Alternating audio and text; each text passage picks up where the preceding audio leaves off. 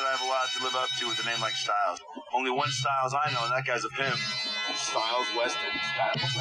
Stiles Weston, that's not your real name. This is Stiles with Tom the Treeman Show. You're live. Who do I have the pleasure of speaking with? All right. Hey, how you doing, man? This is Kyle Hester with Preachersix. Kyle Hester with Preachersix. How the hell are you? Well, I'm doing fantastic, man. It's a beautiful night here, so I am just rolling right along, man. Things are great. Oh, that's great, man. I'm glad to hear it. Preachersix. Holy crap.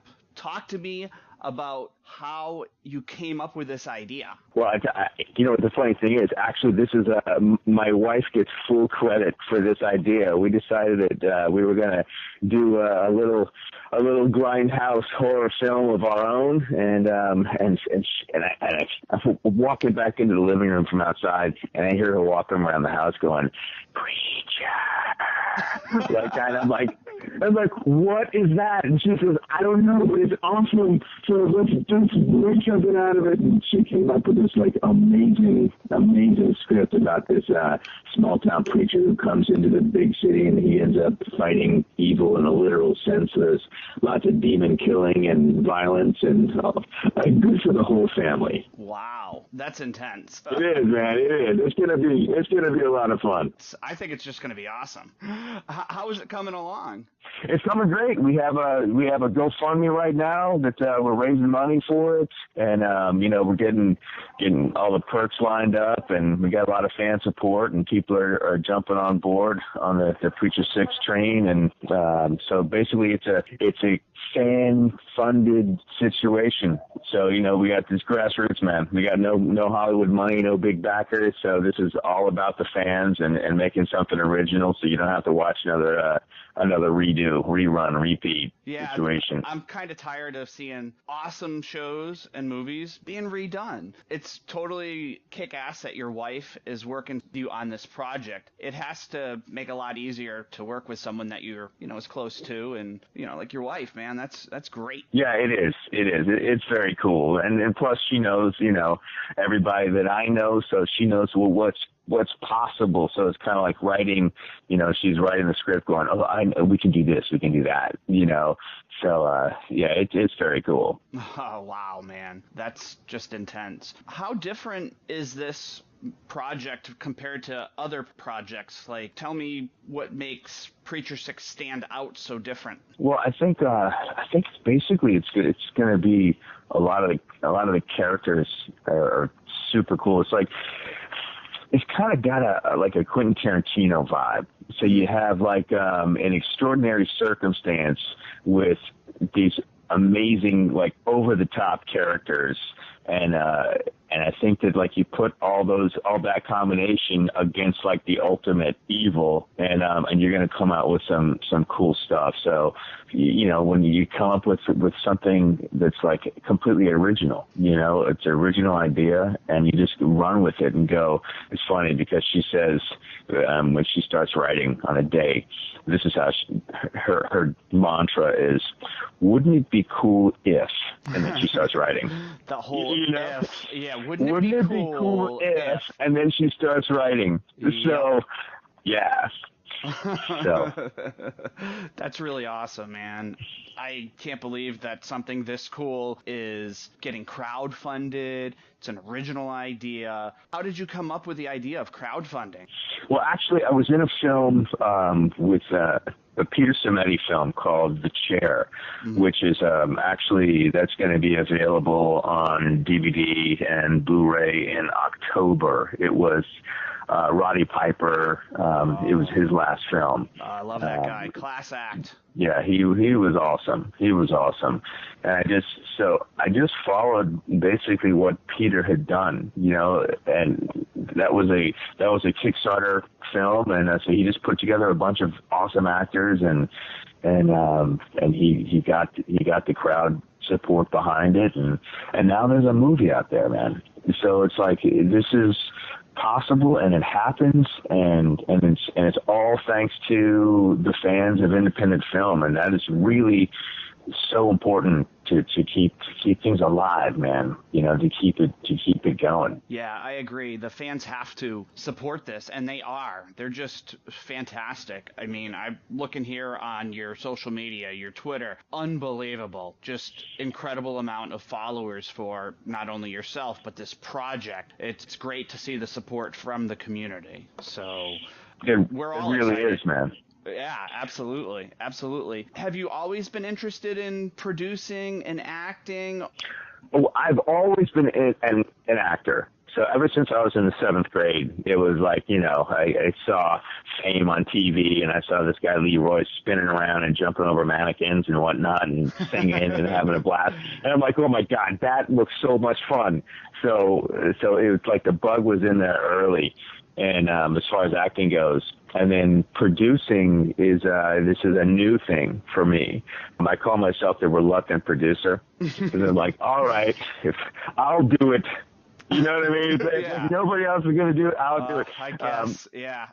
I'll step yeah, up. I guess. Okay. Yeah, fine. And that's funny because I never produced anything before The Chair, and I ended up producing it. I came on as an actor, and then I ended up producing it because Peter Simeti had talked to a bunch of guys. They were all like, you know, I'm using air quotes, producers, you know, with like A-type personalities. I'm going to take over your project and recast everything. And Peter was like, well, wait a minute. Well, you know, I've worked really hard to get this cast that I have, and this is my film, so you're not going to change everything. And so he would ask me questions, and I had all the answers because I've done just about everything in film. And then he asked me, he said, well, why don't you produce it? And I was like, okay. So that's how that happened. Yeah, kind of reminds me of college group projects, like, oh, who wants to be the leader? Bueller, yeah, right? Bueller. Right, raise your hand. Raise your hands. Yeah, and everybody's like, hands down, no, not it. Pretend like you're sleeping. Pretend like you're sleeping. And then it's like, all right, fine, I'll do it. And it's just, it always ended up being me being that guy of like, yeah, I guess I'll do it if nobody else has the cojones to do it, you know? That's right. That's absolutely right, man. You know, that's what it's about. Hey, step up, bring it, you know? Now, you're from what part of the country? I was born in New Orleans. I grew up in Houston, so basically the South. And then I moved out to California to do the whole showbiz thing. Yes, that's cool. And when you were in the play in 7th grade, what high school was that? That was junior high, and that was Paul Revere Middle School in Houston. Paul Revere. What a fantastic, you know, founder of this country. I consider him right up there on the top, you know, even though we know the real story with Paul Revere and he didn't quite make it, but still got credit. He was still a hell of a guy. You know what? History's a funny thing, you know, but yeah, he was awesome. He's one of the good guys. Yes, he was. How has your experience as an actor influenced the way that you're producing? Yeah, you know what? I've never been asked that before. That's a good question. I think that what makes me excited when I watch a film is a performance that draws me in. So for me, everything about making the film or doing a project is like, what's the best thing that's going to draw me into this? You know, what performance? Who's the actor? Who's got that it? You know, and then how do we make that it happen with like the camera moves and with the sound and with the music? And so it's like you put that same level of like, you know, bring it, you know, to all the different variables. So I think that's how it translates. Yeah, I agree, man. That's awesome.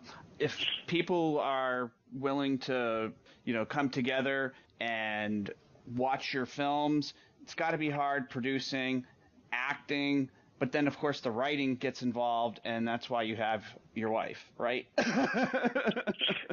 right. Yeah. I'm that's just one thing I don't do. I mean, I got lots of ideas, but you know, as far as sitting down and writing a script, it's like, nope.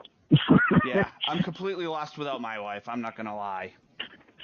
Right on, man. Right on. I think that's how it works when it's good, you know. Absolutely.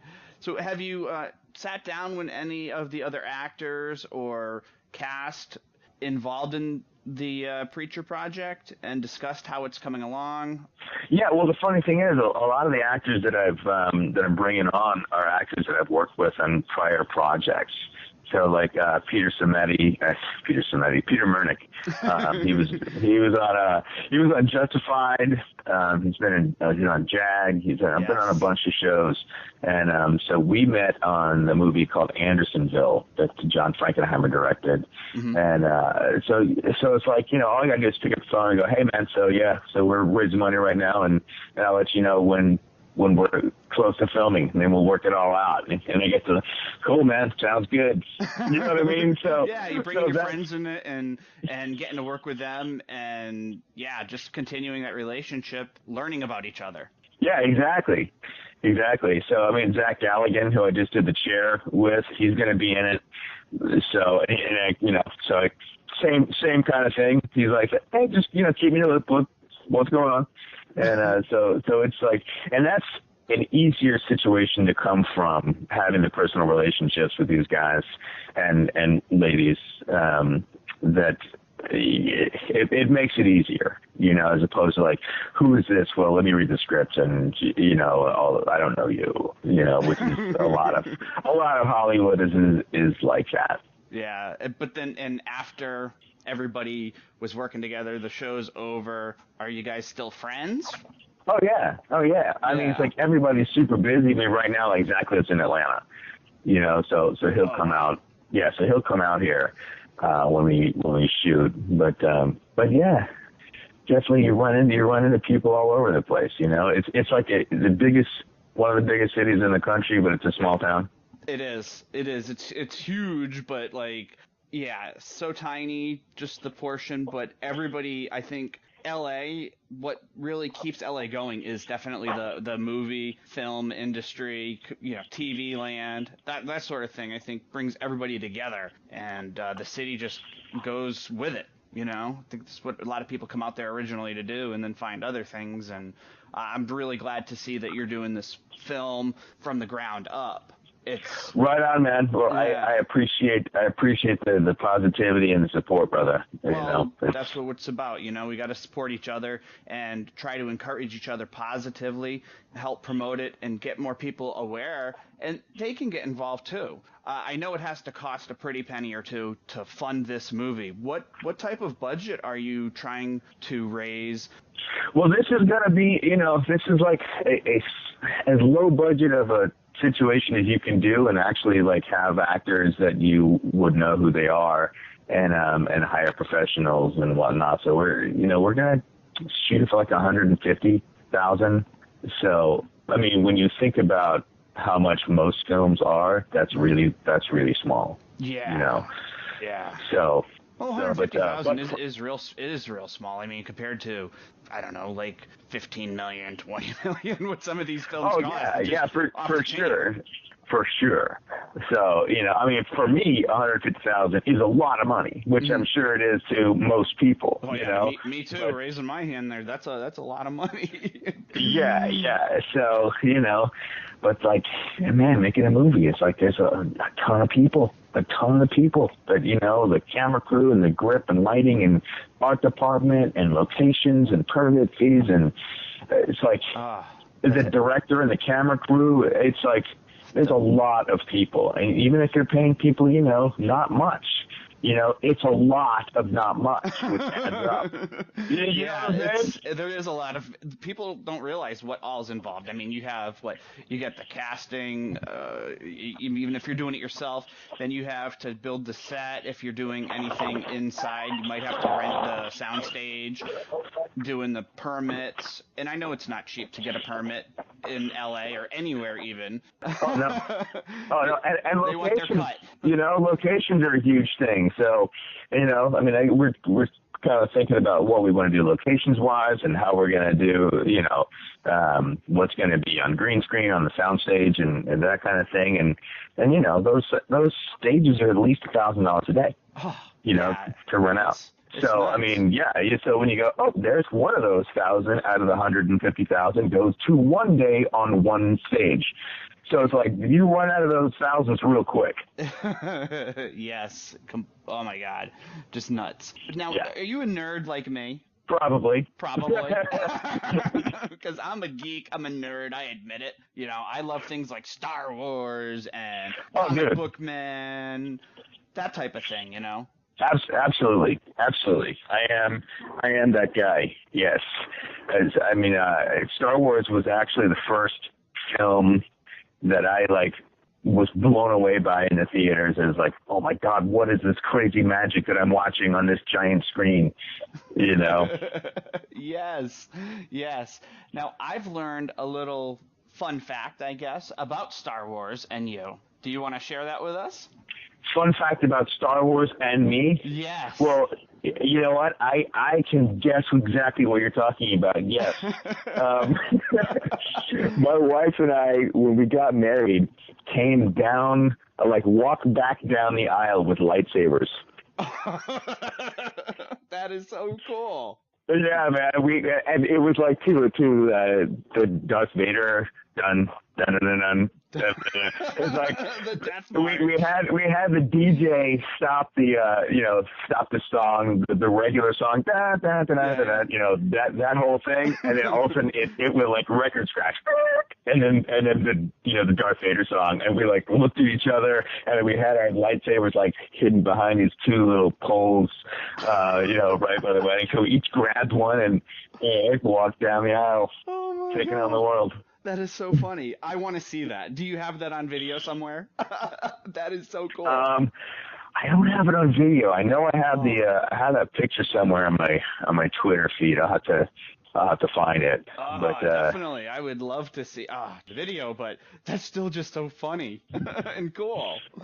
Yeah, it was pretty cool. That is so nuts. Here, I'm getting some tweets from some of your followers actually, and a lot of people are laughing and remember Fame. That was such a great show.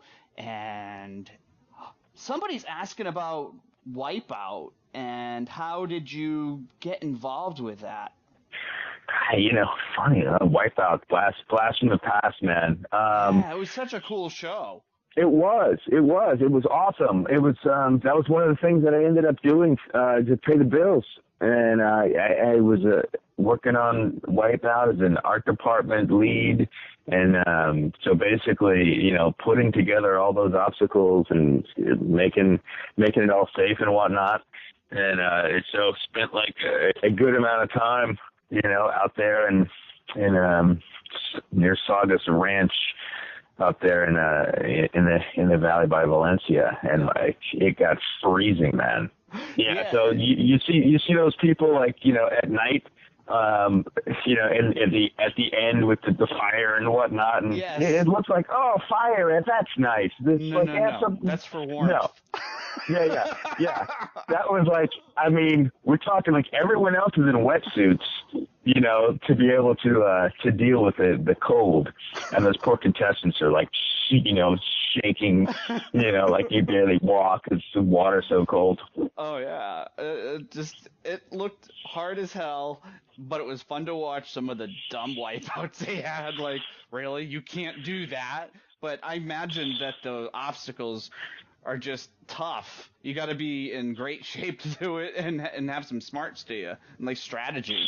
So and those are the people that win. The casting, the casting is it's not like American Ninja where they're looking for the person that is the ultimate athlete. Mm-hmm. Because if they have a bunch of ultimate athletes, they're gonna just kind of cruise to it. Right, yeah. So you gotta get your everyman. Everybody's got to be represented equally. Yeah, absolutely. Yeah, exactly. So you run the gamut, and that's what you get. Did you ever get a chance to test your own stunts or the props rather? They actually had their own kind of stunt crew. They call them the testers, and so they would run all the obstacles and whatnot, and they would not let us do that just because of the safety reasons. Yeah, I bet. It looks awesome to do, but Good thing they've got their own crew with their own insurance, probably. Yeah, exactly. And of course, like, you know, the guy that was the head guy, I'm drawing a blank on his name right now, but he was an ex-professional, like, ex-skier, you know, so he could do all those flips and whatnot in the air, and he was like a cat. So he could basically do that stuff, you know, kind of like, oh yeah, okay, I'm done. That was easy. You know what I mean? Yeah, like, I do. Oh my god. You know? Yeah. It's like, really show off. yeah, exactly. That's too funny. That is too funny. Let's see here. Have you taken any acting classes, or was that just like in high school? Man, I've been in acting classes basically for my whole life. I went to performing arts high school in Houston, so it was actually just like the Fame show. And then I went to Cal Arts out here in Los Angeles. And then just, you know, various acting classes from different teachers and whatnot. But so yeah, I think you always got to be kind of working on your craft. Oh, exactly. It just learn the experience from the instructor, try to pick up good habits, I guess, because bad habits are easier to pick up from people that you are acting with. Oh, so, yeah. I mean, yeah. I would say, you know, basically learn everything and then just use what works for you, you know, because not everything is going to vibe with everybody. Like, you know, like I know a lot of people do method acting and I hate it. So that's just my personal preference. So, you know, do what works for you. Right, exactly. Any words of advice to any fans aspiring to become actors? I would say get in class, don't give up, and watch the masters and think outside the box. You know, like whatever makes you special, you know, run with that, and don't try to be someone else, because it's like, you know, you walk around being you, and that's who people look at. So, you know, make the most of what you got. Those are great words. What about when you're first starting out? Because I know that seems to be a lot of the challenges, just kind of cracking that ice. What type of challenges did you face initially when you made it out to LA? Well, you know what the thing is like the challenges never stop. You know, it's like this city is so cyclical, and like the casting directors and people that you would, you know, be working with are always changing, you know. So I think that you have to kind of constantly be on the move and introducing yourself and reinventing yourself and all that. It's like it doesn't, you know, I've had so many agents and managers, and hi, I'm Kyle Hester, you know, and who are you? Oh yeah, well, I know I'm Kyle Hester. You know, we met before. Remember at your house? Yeah. At your party, you were drunk. Exactly. Oh yeah. Oh right, that's you. I saw you in that one thing. You know, like yeah. That. It's like so. Yeah, it's all good, man. You just got to keep rolling. That's cool. How can our listeners find you on social media, such as Twitter, Facebook, Tumblr's out there, or any of that stuff, like maybe even YouTube? You know what? I'm on all of that except Tumblr. So it's like if you go to Kyle D. Hester on Twitter, so at Kyle D. Hester, and you can follow the film Preachersix. It's just at Preachersix spelled out. And then, you know, you can just look up my name, Kyle Hester, on YouTube, and I have a channel, and you'll find the sizzle reel up there, and you also my acting reel, so you can see some of the stuff that I've done and whatnot. So, and if you want to see the GoFundMe, you can just look up Preachersix for GoFundMe and see what that's all about, and see all the actors I have listed, you know, and the perks and whatnot, and jump on board there too. Cool. Well, we really appreciate that. It's very important to be socially connected and always be pitching, networking. It's invaluable to have a huge network base to support you, and social media is where it's at. It is. Yeah. What type of charity work do you do, or volunteering, or anything you want to help promote at the moment? Well, I think if there's something that like has been a focus of mine, it's been PTSD. So I think that there's a lot of groups, a lot of different groups that you can get behind to support these guys coming back. And so I don't want to say any particular one, but basically you can do a search for PTSD awareness, and there's all kinds of people that are helping and whatnot. So I think that's something that could use a little bit more awareness and empathy, I think. Oh, I agree 100%. PTSD is huge. It doesn't even have to be for somebody who is in the military to experience PTSD. A lot of people don't realize that. I mean, anybody can get it from any type of traumatic event that happens to them or that they become aware of. And it's huge because they continue to relive and rethink that same event over and over again. It's intense. We recently had on Marine John Preston. He's a firefighter, singer, and songwriter, and he's trying to bring peace to vets who suffer from PTSD through music. And he's got a new album in pre-sales right now in iTunes. Hopefully our listeners and you might be able to check that out. And if you want, I can definitely put you in touch with him. He's definitely on his way to the top. I'm not going to lie when it comes to that music and raising money for PTSD and suicide awareness. Tremendous, touching, deep story. That is awesome. Yeah, definitely, man. Send me a link or something. That sounds great. Definitely will. Hey, we really appreciate you coming on the show tonight. Thank you so much. We hope to have you on again in the near future. Keep us posted, and don't be afraid to call in anytime. Anytime, man. I appreciate you having me on, and it was a pleasure. And yeah, man, good luck and all that you do, brother. All right. Hey, thanks again, and we'll be in touch. This is Stiles with Tom the Treeman Show. We're going to take a quick break. We'll be right back.